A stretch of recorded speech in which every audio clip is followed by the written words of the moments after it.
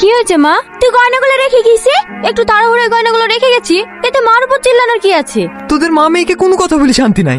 আমি আবার কি করলাম? আমার খিদে লেগেছে, চারটি খেতে দিবা? তুমি হাত মুখ ধুয়ে আসো, আমি খাবার বাড়ছি। মা, বাজার করতে যাওয়ার কথাটা আব্বাকে বলো না। ঠিক আছে, তোর আব্বা খেতে বসুক, আমি বলছি। ওগো, কি হয়েছে? তোমার মেয়ে একটু শপিং করতে যাবে বলছে।